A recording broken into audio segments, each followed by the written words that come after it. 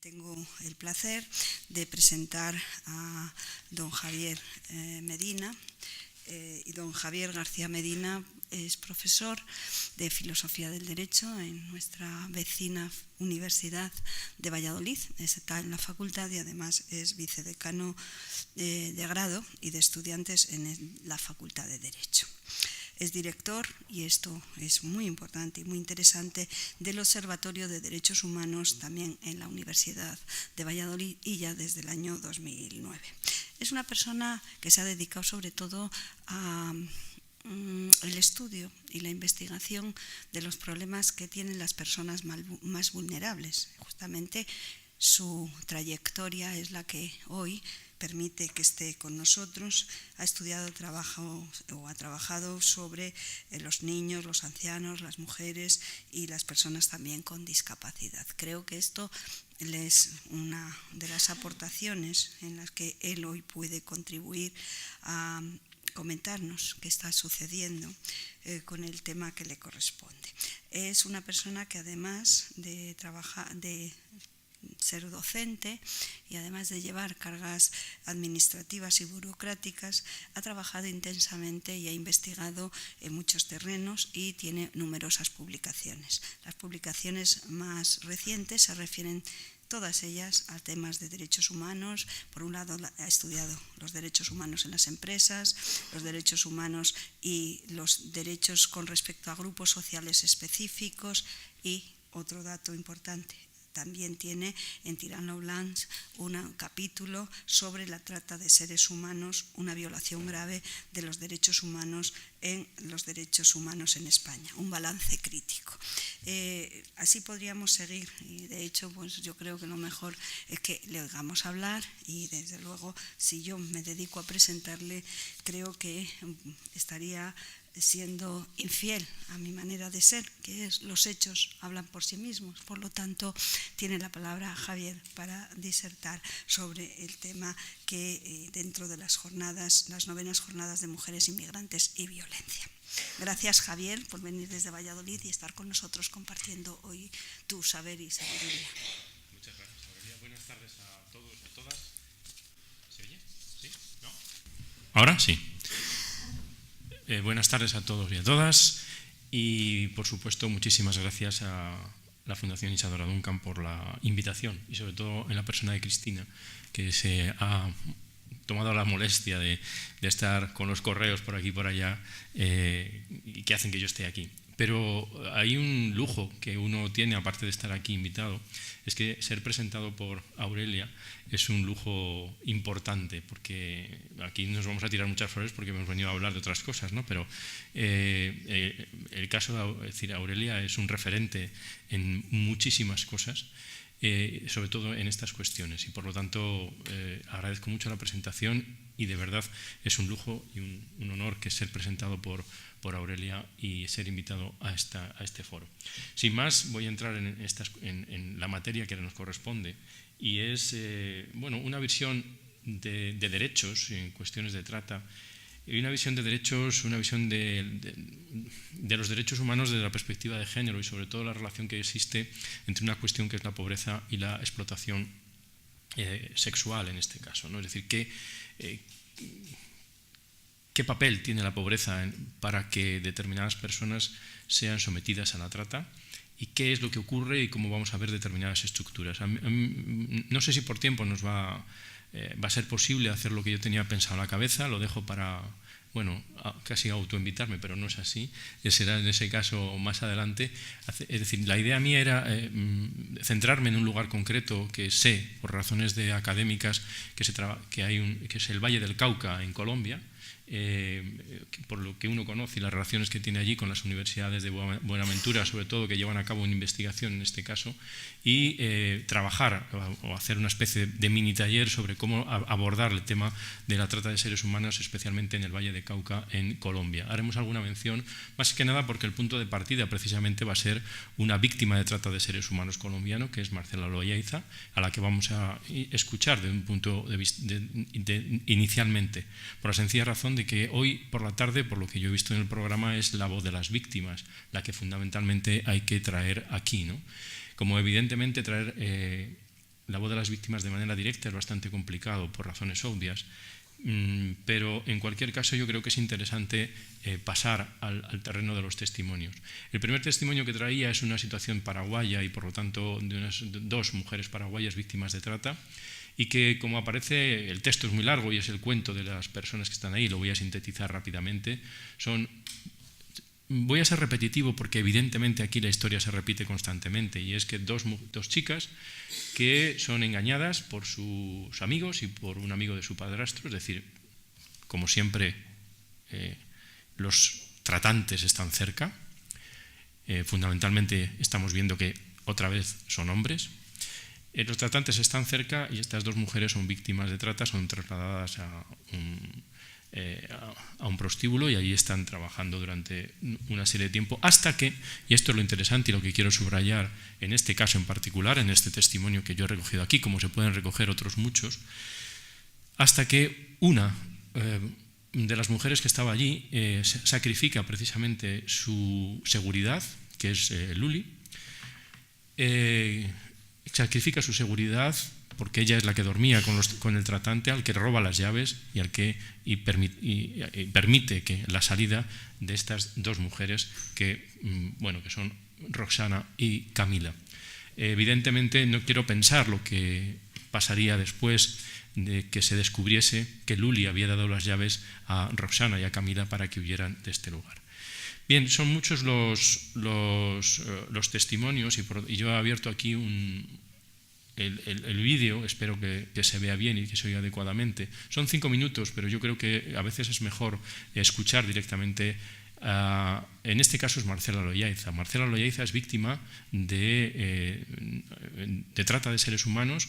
Ella es colombiana y es trasladada a Japón por la mafia, por los yakuza, y es sometida a trata. Y evidentemente aquí no nos va a contar el caso lo cuento yo, vamos a ver un poco lo que pasa después.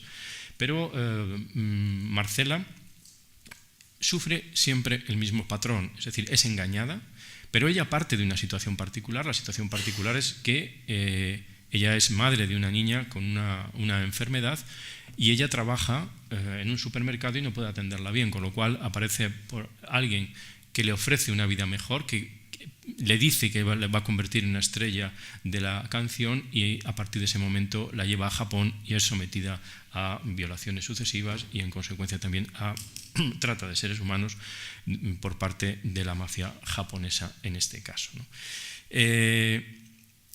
Habría muchas cosas que decir, pero aquí hago un paréntesis y digo una cosa que, como he estado esta mañana en otro foro, me parece interesante, y es que si se observa, Marcela tiene un trabajo, y cada vez más, y por desgracia, se puede tener un trabajo y estar en condiciones de pobreza. Es decir, está algo que está pasando constantemente en el mundo, es decir, había una noticia ayer en El País en este sentido. Subrayo esta cuestión porque no siempre tener trabajo es condición de salir de la pobreza, y ya veremos después qué es eso de la pobreza en este caso.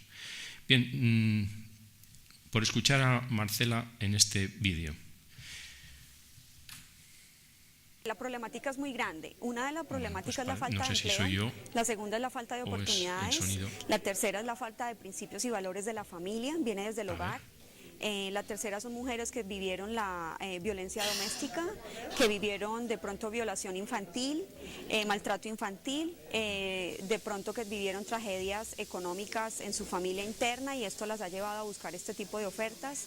Pero en sí es una problemática voy a poner los segundos, que trae muchas razones, pero en sí es una problemática. Por eso estamos buscando como generando empleo, y por eso estamos buscando... Bueno, vamos a empezar otra vez.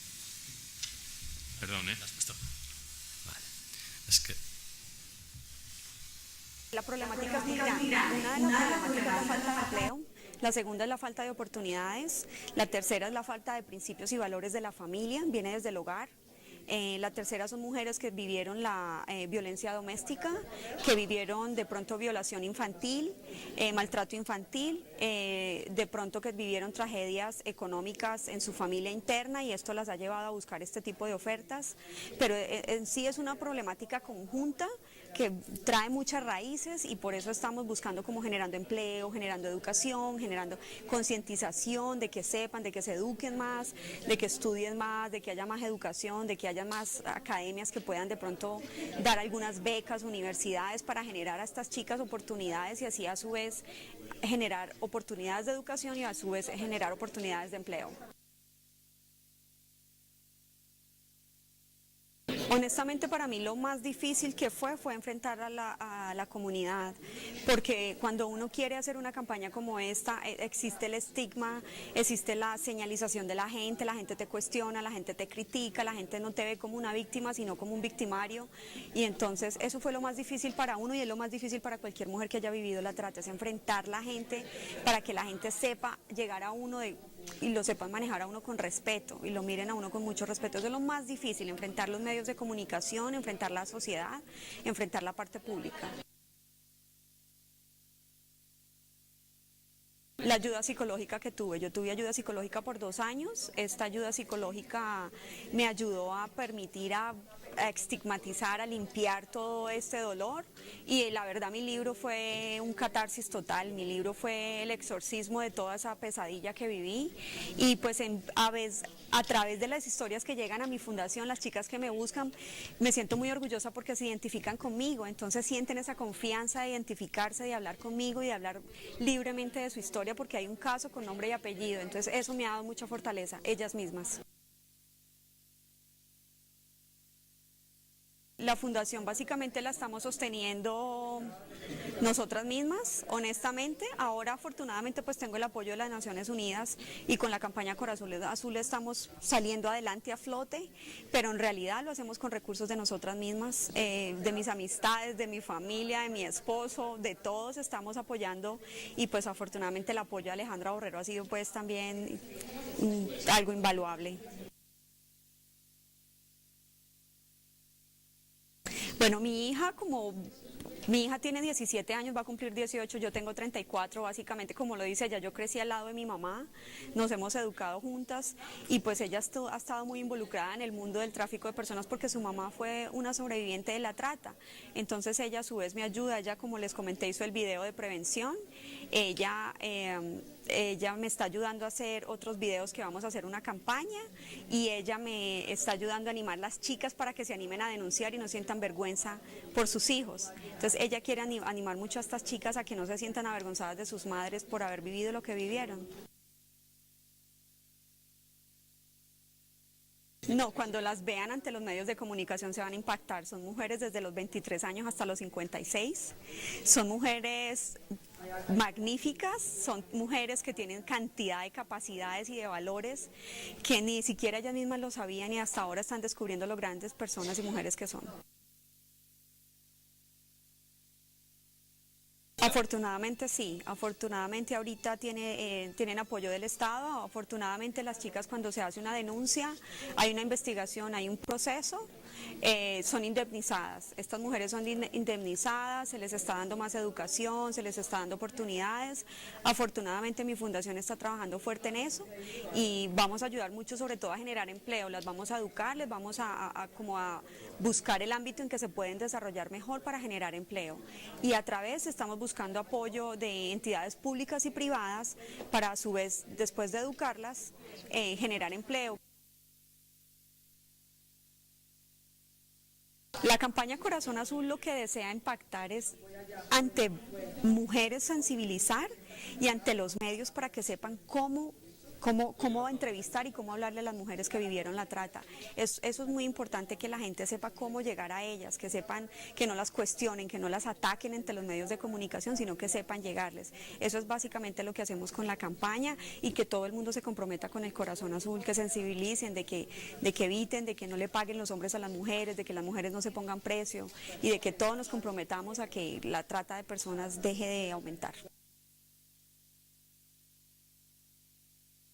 Bueno, a las mujeres que de pronto tienen falta de oportunidades, falta de empleo, que se eduquen, que lean, que se instruyan, que aumenten su intelecto, que no duden y que tengan fe en ellas mismas, que son capaces de llegar a salir adelante, que no busquen la prostitución como una opción de vida, porque no es fácil, pero sé que hay una salida. Yo lo viví y si yo lo viví, ellas también lo pueden vivir. Mi caso es una historia real, que no es inventada, y si yo lo viví, salí adelante, puedo ser un ejemplo de superación para ellas. A los hombres, que no le pongan precio a las mujeres y que todos sepan que la trata de personas y la prostitución existe porque hay demanda. Si los hombres no buscan a las mujeres, no va a haber más trata de personas.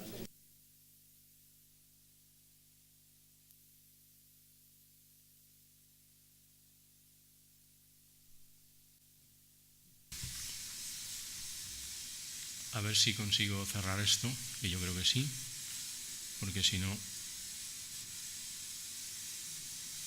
Ya. Bien, hay una serie de... Hay una serie de cosas que ha dicho... bueno, creo que me he perdido con mi propio PowerPoint. ¿Aquí? Sí, ¿no? ¿Y ahora dónde? Aquí. Bien. Hay algunas cosas que ha dicho Marcela Loayza y sobre todo conectar con la parte final que ella ha dicho, ¿no? Y lo digo porque como el tiempo apremia, Marcela Loayza ha dicho una cosa y es que se trata de seres humanos y por tanto hay prostituciones porque hay demanda, ¿no?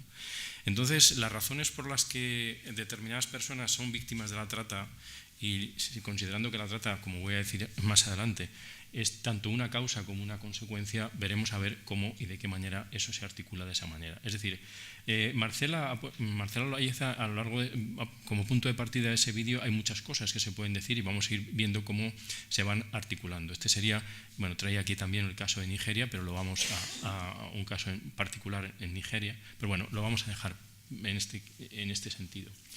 La cuestión es quién demanda. Y como decía Marcela, quien demanda son los hombres, fundamentalmente. Es verdad que la trata de seres humanos cada vez más va incrementándose el número de hombres, pero también, y sobre todo también transexuales en muchas ocasiones. Pero ¿qué hombres demandan?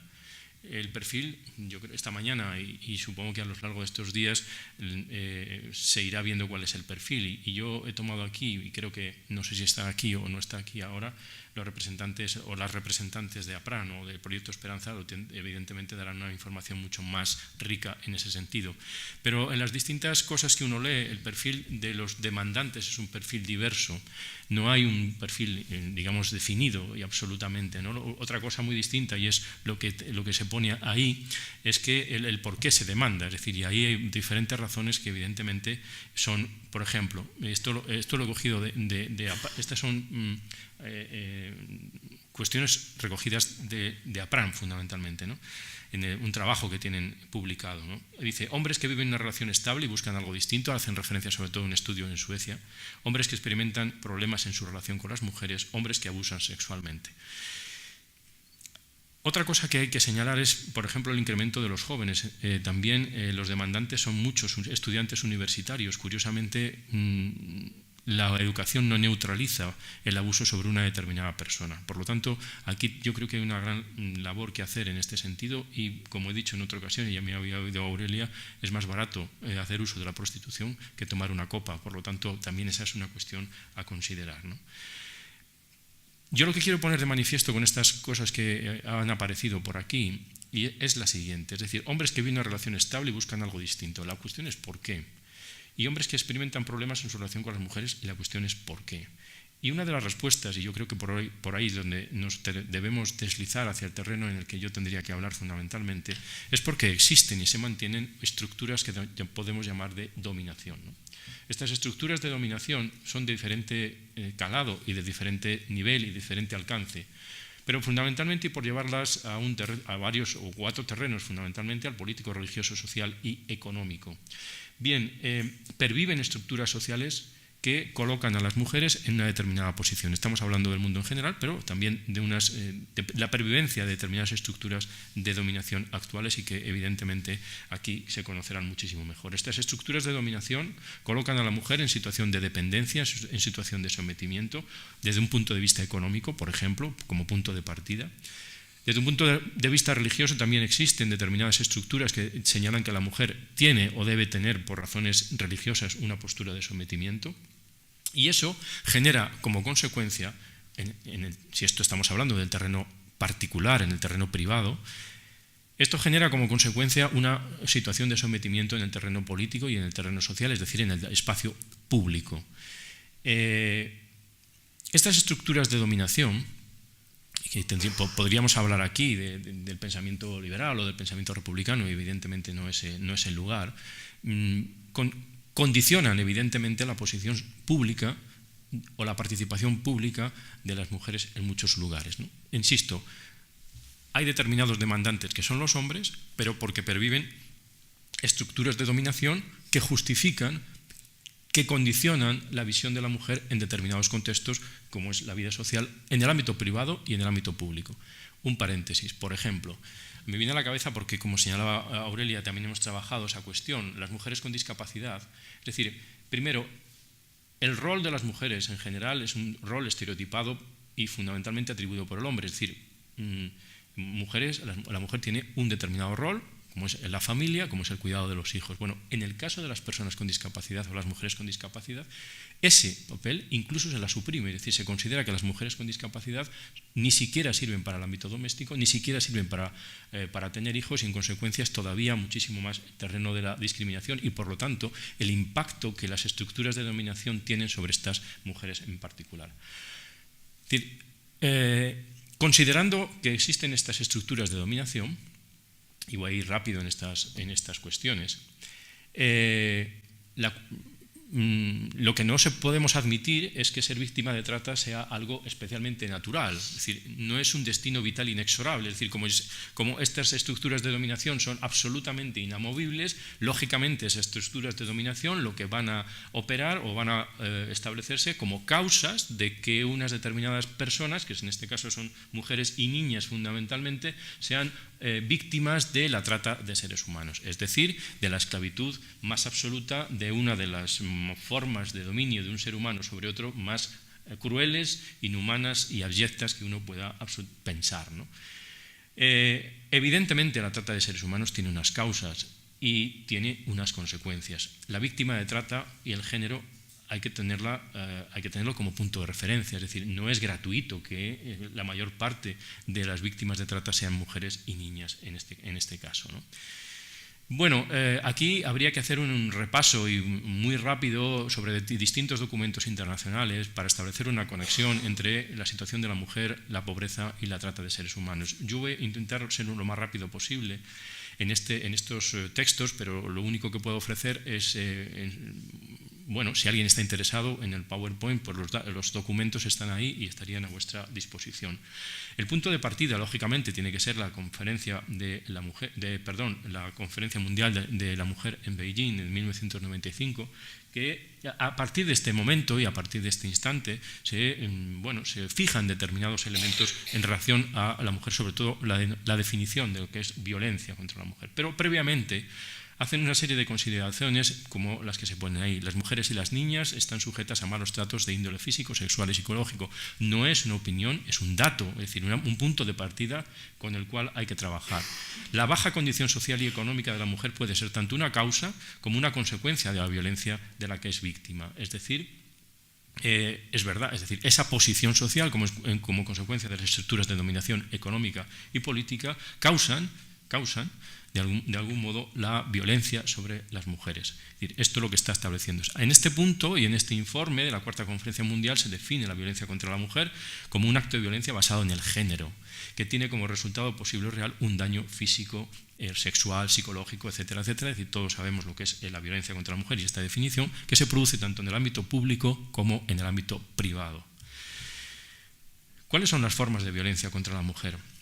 La primera forma de violencia contra la mujer es interna, es decir, la que se produce en la familia, en casa. Si se observa y conectamos esto con la trata de seres humanos, observamos que los tratantes, y esa es una cuestión de libro y que supongo que se está señalando a lo largo de todos estos días, es que fundamentalmente son hombres los que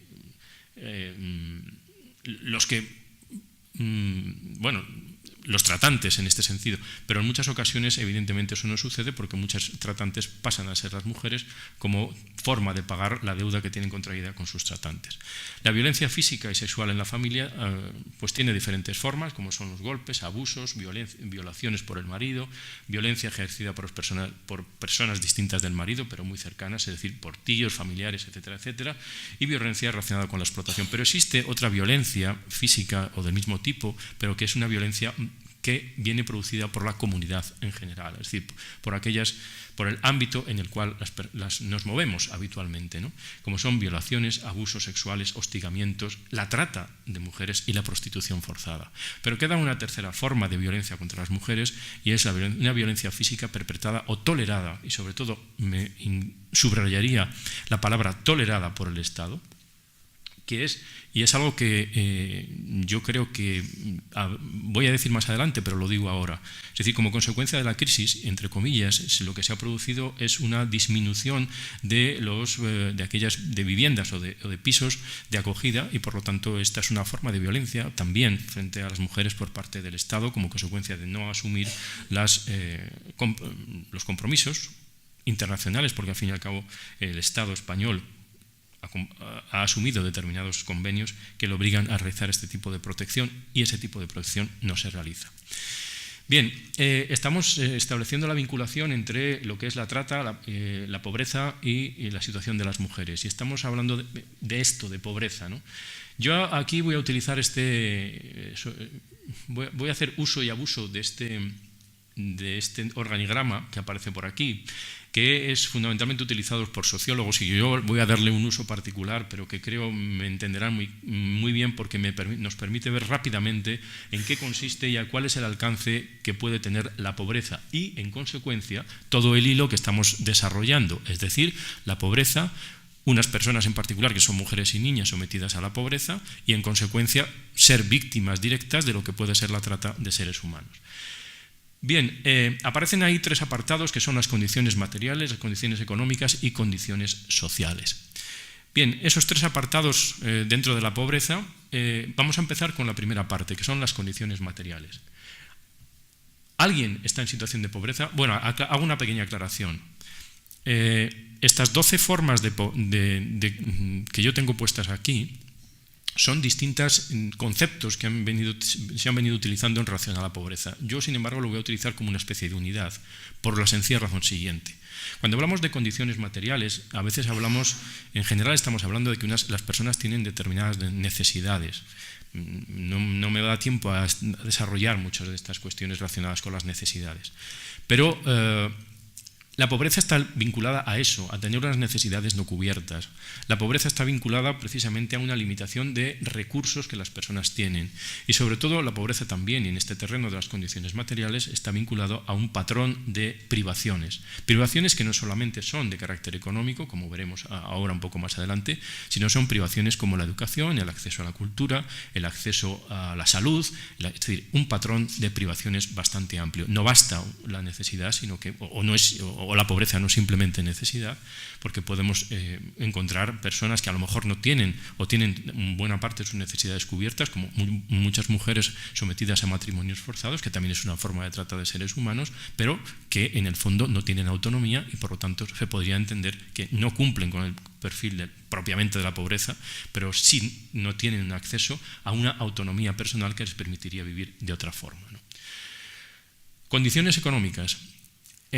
¿A qué nos referimos con las condiciones económicas? Pues a un determinado nivel de vida, fundamentalmente la desigualdad y la posición económica que se ocupa. Es decir, la pobreza tiene que ver con todas estas cuestiones, es decir, con un determinado nivel de vida o con la ausencia de un determinado nivel de vida, fundamentalmente con un elemento que es la desigualdad cada vez mayor dentro de las sociedades y por lo tanto la mayor vulnerabilidad aparece, por la sencilla razón de que cuanto menos vulnerabilidad, en los términos de la ley del Estatuto de la Víctima, que es del año pasado, vulnerabilidad existe cuando se está en situación de no tener la posibilidad de hacer otra cosa. Cuando no tienes alternativa, no tienes libertad y por tanto eres vulnerable, ¿no? Esta sería un poco la definición también de Bentham, pero bueno, esta sería una cuestión más filosófica. Y la posición económica, es decir, qué situación económica tiene una determinada persona, ¿no? La tercera pata de la pobreza en este sentido serían las condiciones sociales. Por ejemplo, una de ellas es la ausencia de titularidades, es decir, las mujeres no acceden a la propiedad no acceden a la propiedad. No tienen posibilidades de acceder a determinados bienes que les dan autonomía y por lo tanto es una cuestión importante el no tener medios económicos, el no tener la titularidad, por ejemplo, de la tierra, ¿no? Es decir, no pueden contratar, no pueden comprar y por lo tanto la ausencia de titularidad es importante en este sentido. La carencia de seguridad básica es una forma también o uno de los aspectos de la pobreza.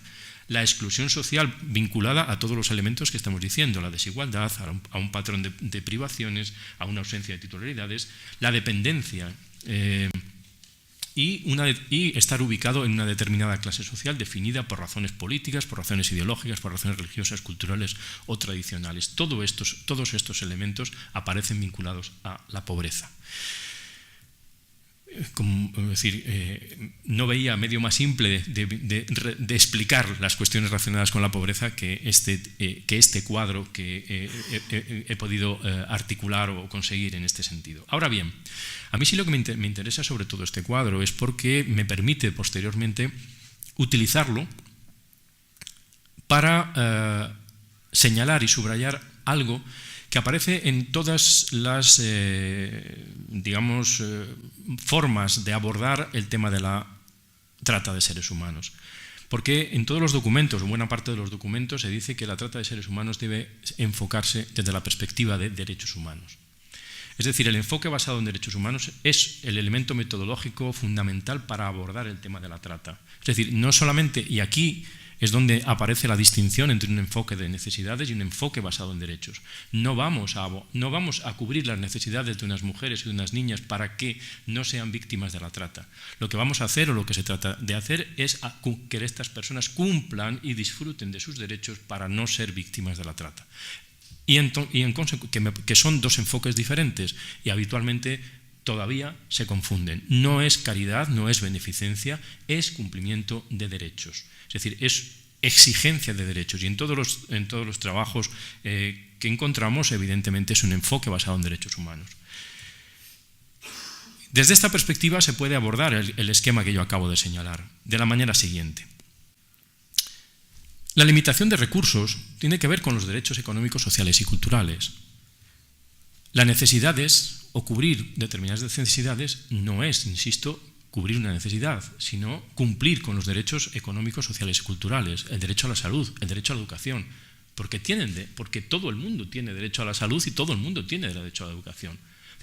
Se podrá decir, bueno, esto es un deber ser, pero esto es un enfoque que hay que introducir progresivamente cuando se trata de la trata de seres humanos. Y no es algo que se me ocurra a mí, sino que se le ocurrió a la Asamblea General de las Naciones Unidas y se le ocurrió también a la relatora, o a los relatores de Naciones Unidas cuando estaba estableciendo este tipo de planteamiento en relación con estas cuestiones. El patrón de privaciones tiene que ver con los derechos económicos, sociales y culturales. La desigualdad tiene que ver con derechos económicos sociales y culturales. La posición económica, la clase social. Estas son cuestiones que tienen que ver con los derechos económicos y sociales. Derecho a la salud, derecho a la educación, derecho al trabajo, derecho a una vivienda digna, derecho a una alimentación adecuada. Es decir, todos esos elementos tienen que ver con la pobreza y tienen que ver con si queremos abordarlos, tendrá que ver con una cuestión de derechos humanos.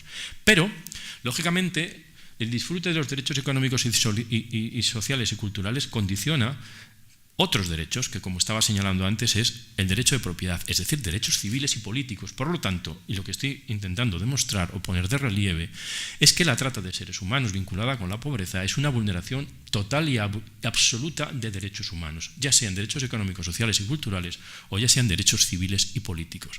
Porque la carencia de titularidad, es decir, de la posibilidad de tener algo como propio, la carencia de seguridad básica, es decir, de una seguridad personal, de una seguridad e intimidad, es decir, de un ámbito, y aquí, si me permite, un paréntesis, distinguir bien lo que se llama la libertad negativa, la libertad como no interferencia. Es decir, todo el mundo tenemos derecho a decir no a determinados comportamientos. Esta libertad como no interferencia, que es una libertad liberal, que es fundamental, la libertad de que tú no hagas o que nadie entre en tu propio entorno. Es decir, esto es el derecho a la intimidad personal, el derecho al honor, el derecho a la propia imagen. Es decir, vamos a ver, una persona en situación de trata, unas mujeres, una niña en determinadas situaciones, evidentemente estos derechos es que ni los disfruta, ni están, ni se los esperan.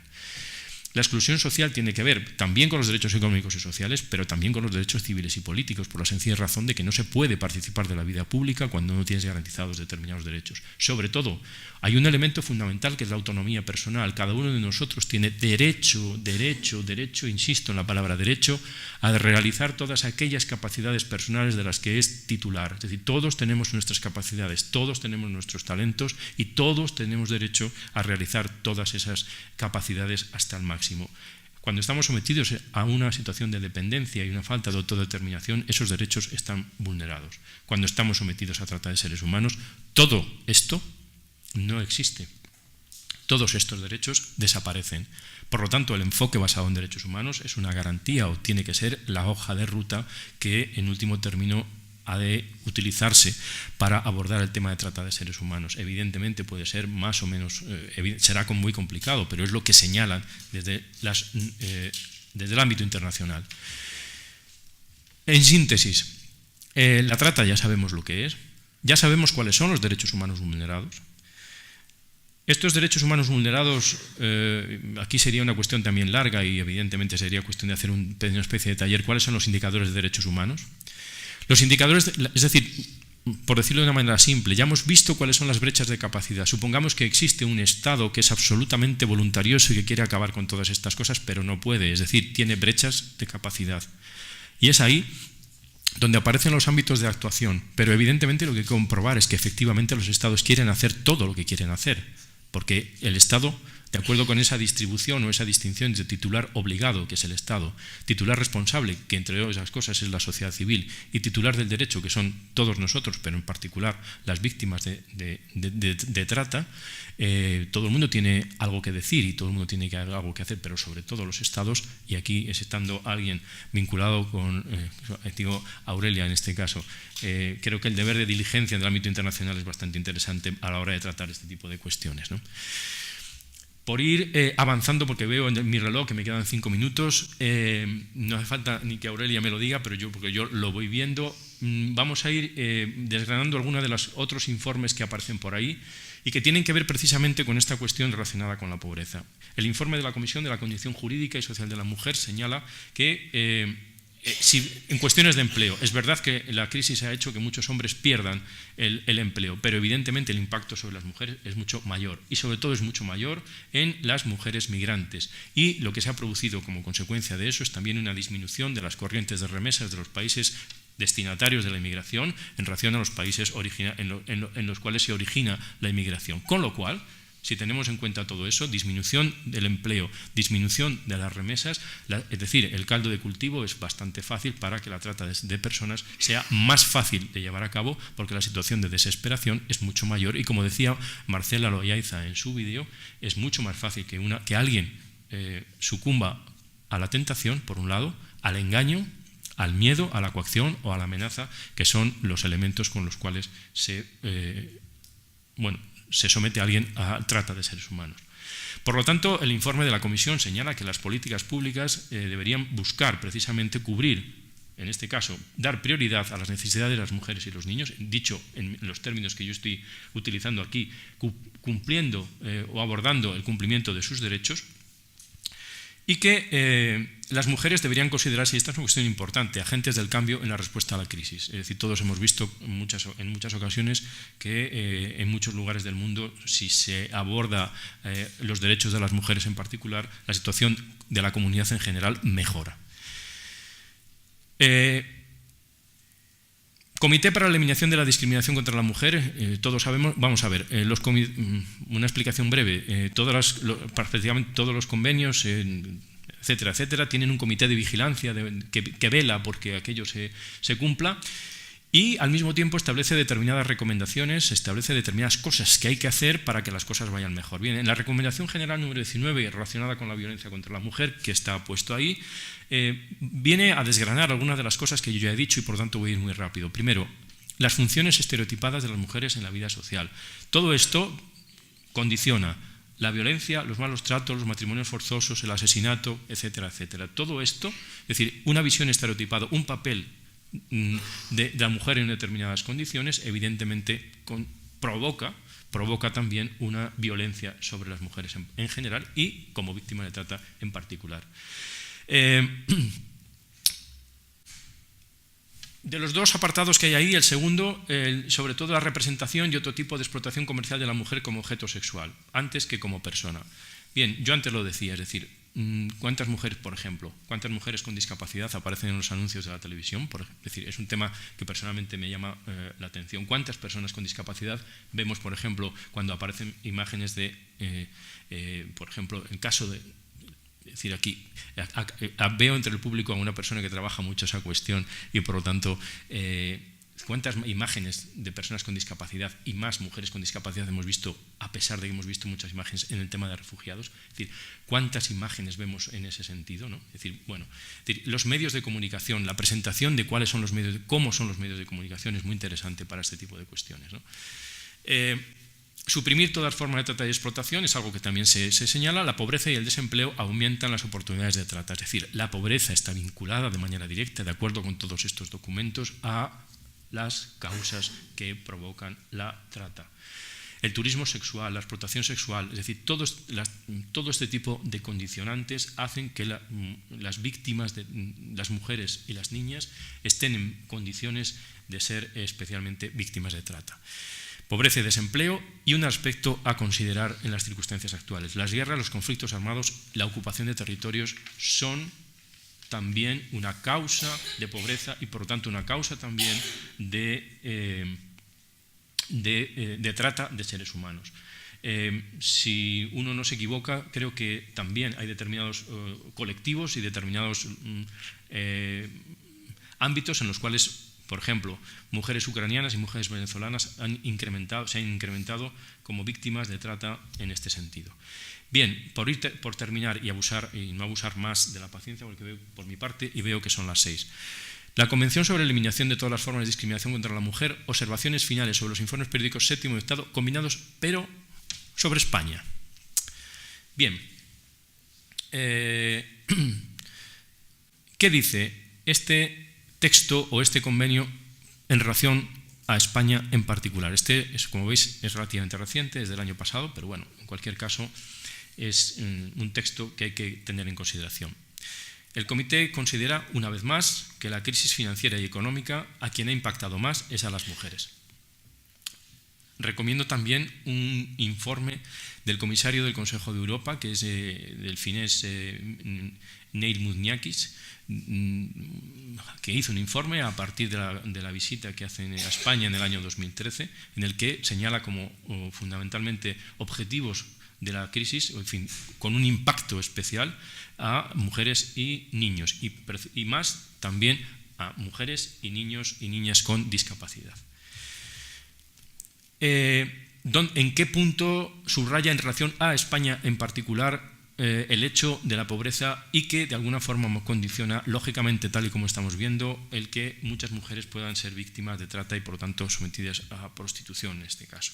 Pues insisto nuevamente, la persistencia de actitudes, de estereotipos, y recuerda que los estereotipos son una causa fundamental de la violencia contra la mujer. La falta en los medios de comunicación de representaciones, imágenes positivas de las mujeres. La violencia contra la mujer. Aquí voy a ser muy rápido y me voy al final. El comité está alarmado por la prevalencia en el Estado parte, es decir, España, de la violencia contra la mujer, incluida la violencia sexual. Y una de las preocupado esencialmente por el último punto que aparece en azul, el deterioro de los servicios de protección de las mujeres que son víctimas de la violencia doméstica en distintas comunidades autónomas, en particular la limitada disponibilidad de casas de acogida para mujeres y niños. No solamente afectaría a las víctimas de trata, sino que afectaría también a las víctimas de violencia de género. Pero hay que evidentemente aclarar que la trata de seres humanos es también una forma de violencia de género. La trata y la prostitución, y explotación de la prostitución, y el comité sigue preocupado por lo siguiente: la prevalencia de esa trata, la falta de una legislación integral contra la trata, es decir, esto es algo y una reivindicación constante que se hace por parte de las distintas asociaciones. Ha de haber un abordaje integral, sobre todo si tenemos como referente lo que yo he dicho antes, un enfoque de derechos humanos para abordar la trata, y por tanto exigiría, es verdad que la ley del Estatuto sobre la Víctima tiene muchos problemas, pero bueno, es decir, ha introducido alguna protección en este caso, pero evidentemente, o algún papel a la víctima de trata, sería muy discutible, y bueno, es decir, el papel que ha dado la ley del Estatuto a la víctima de trata en particular, pues puede que sobre el papel pueda estar muy bien, pero evidentemente pues hay determinadas cosas que son discutibles en este sentido, ¿no? La limitada definición de proselitismo y los limitados datos disponibles actualmente para determinar el grado de magnitud de este fenómeno. La trata sigue siendo evidentemente un fenómeno absolutamente oscuro, un fenómeno estrictamente invisible. Por lo tanto, hay que buscar más datos. Aquí es donde está la diligencia del Estado para formar e informar más de esta cuestión, sobre esta cuestión. Y creo, y por terminar, creo que como conclusión a todo esto, es decir, aquí hay otro documento que evidentemente ya no voy a decir, como se suele decir, no voy a someter al auditorio a una crueldad innecesaria, y entonces yo lo voy a dejar aquí por dos razones: una por esta cuestión que acabo de decir de la crueldad innecesaria, y porque es la hora fundamentalmente, ¿no?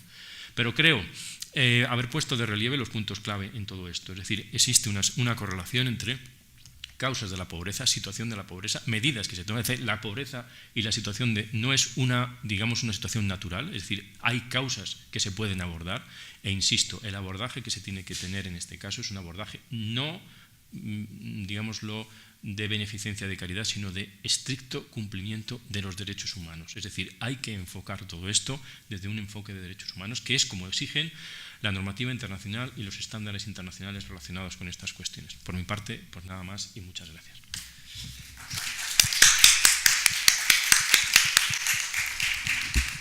Muchísimas gracias, Javier. Ha sido una lección magistral, y yo creo que estamos acostumbrados a enseñar qué datos y por qué, la magnitud del fenómeno de la trata, pero las causas no las habíamos estudiado. Creo que hay que empezar por la raíz y eliminarlas. Por lo tanto, felicidades, ha sido una lección estupenda. Antes de pasar al siguiente debate, creo que sería bueno que si alguien tiene ganas de preguntarle algo a Javier, pues aproveche la oportunidad.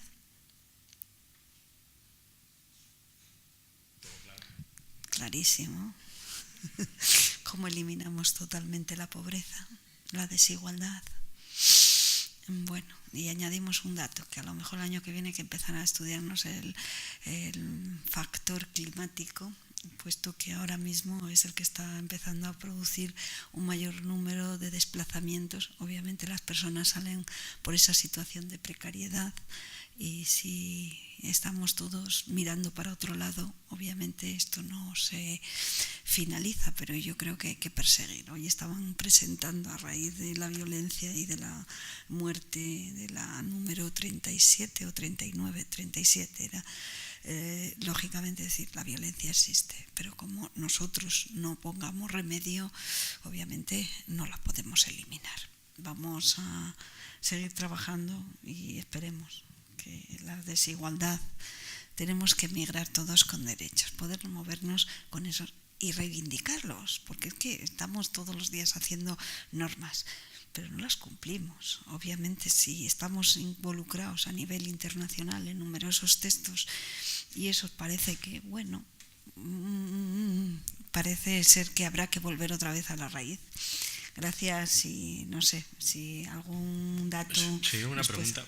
Vamos, como sobre esto nos podemos, los dos como somos profesores universitarios, podemos hablar infinito durante el resto de la tarde, ¿no? Pero bueno, en cualquier caso, a mí una cosa que, bueno,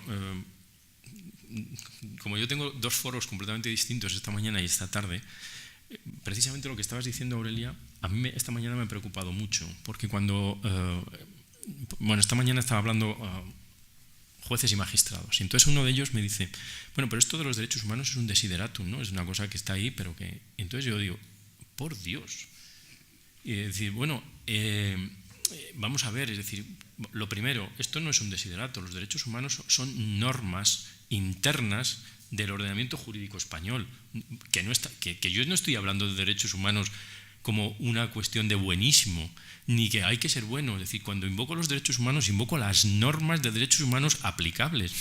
No estoy diciendo otra cosa. Es decir, cuando usted no cumple con las normas de derechos humanos relacionadas con la trata o con cualquier otra cosa, usted está incumpliendo el ordenamiento jurídico, pero no me esté diciendo otra cosa. Es decir, entonces, a uno le sobrecoge mucho que alguien que son jueces, y son jueces de lo social, no son jueces, digamos que son jueces que deberían tener una sensibilidad particular, ¿no?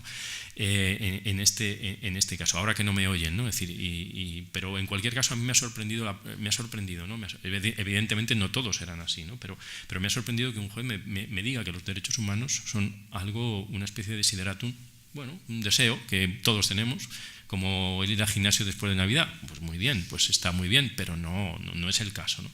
Entonces, primero se olvidan de que esto son normas, estamos hablando de normas, no estamos hablando de otra cosa, no estamos hablando de expectativas de derechos, no hablamos de derechos, y hablamos de normas ratificadas por el Estado español, y por lo tanto, que se incumplen.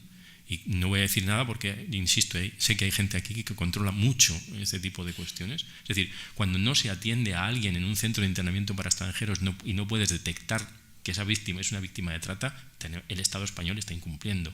Cuando en frontera no se detecta a alguien como víctima de trata, porque la falta de formación del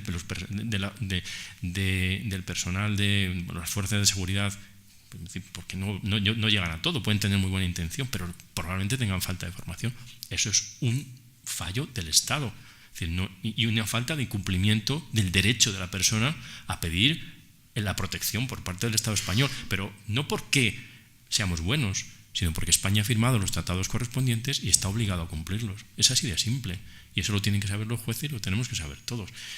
Pero, es decir, ¿no se cumplen? Bueno, pues para eso estamos. Dicen, claro, la otra pregunta, y aquí parece que contesto las preguntas del otro lado, digo, precisamente para eso están los derechos, para saber cuándo estamos ante una situación injusta o cuando una situación es, digamos, que no se están cumpliendo. ¿Por qué? Pues porque existen normas, ¿no?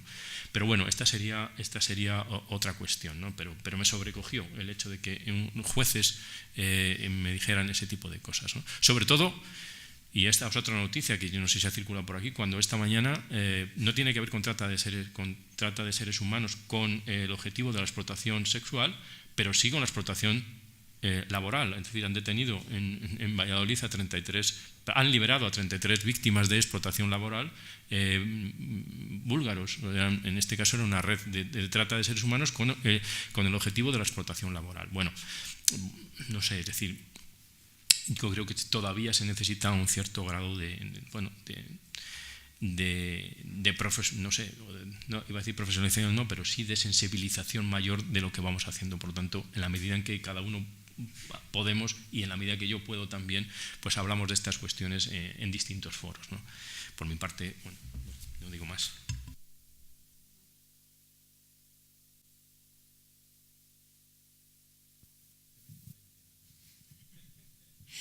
Quería preguntarte, no sé si tienes información, porque como estamos viendo que es un problema que afecta principalmente a mujeres extranjeras, que las víctimas son predominantemente extranjeras, si en los países de origen se hace algo, hay algún tipo de programa para luchar contra el fenómeno de la trata, en cuanto a prevención, en cuanto pues a evitar que las mujeres caigan en estas redes, ¿no?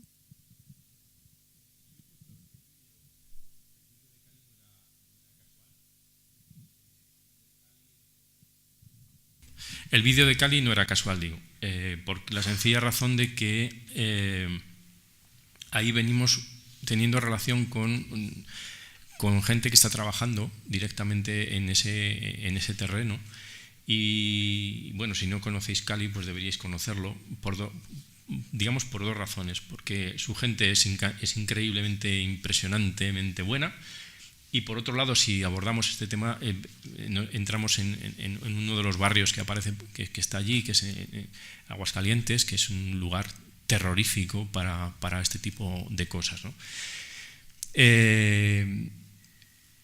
Existen existe muy buena voluntad, pero no existen mecanismos para sacar adelante unos proyectos realmente estructurados, porque lo que estaba diciendo es, primero, abordar la pobreza, y eso es una cuestión muy complicada en un país como Colombia, o el otro país que pueda conocer en este sentido es Brasil, pero Brasil es otro mundo completamente distinto. Pero en Colombia es verdad que, es decir, desde el punto de vista jurídico trabajan muy bien y son muy eficaces en ese sentido, pero les faltan medios, es decir, no tienen capacidad para abordar todo lo que tienen encima, ¿no? Es decir, que la pobreza realmente, cuando estás allí, es absolutamente...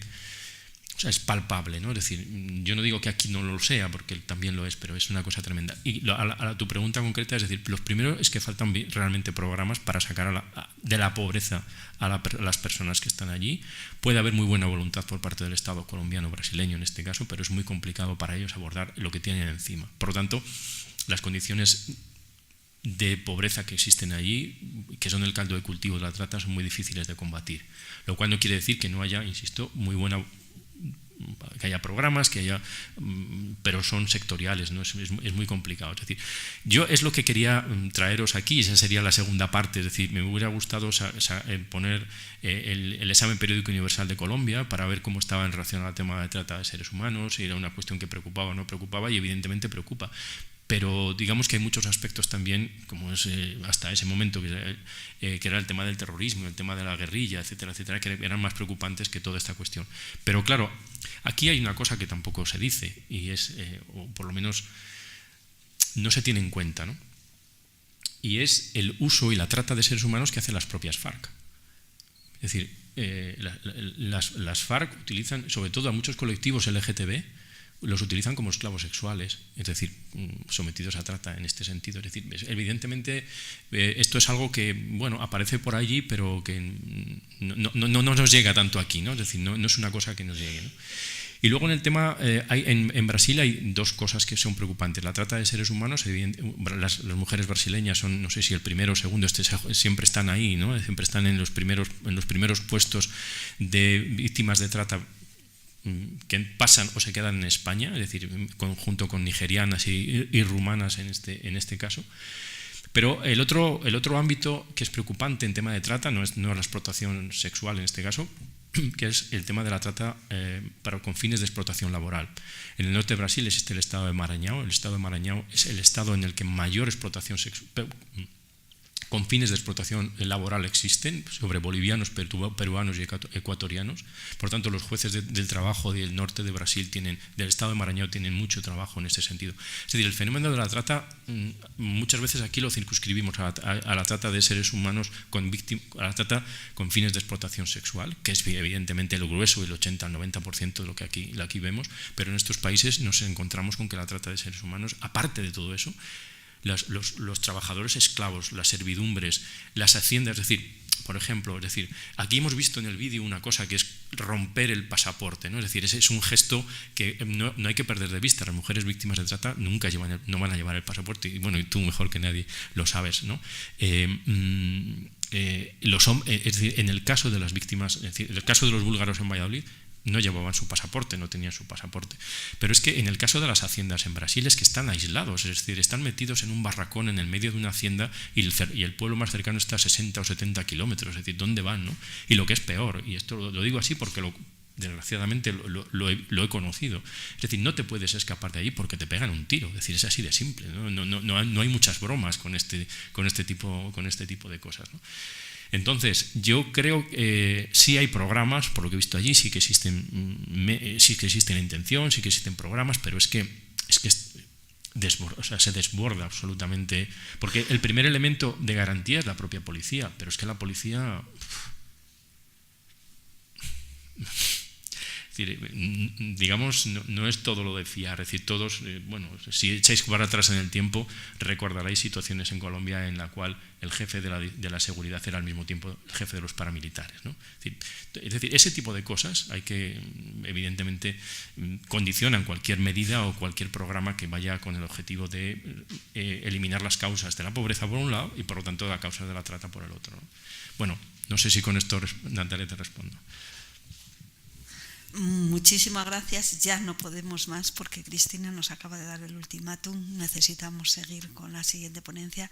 Muchísimas gracias por venir desde Valladolid. Ha sido de verdad un placer escucharte y esperemos tenerlo de nuevo muy pronto por tierras leonesas. Gracias, Javier, y hasta pronto.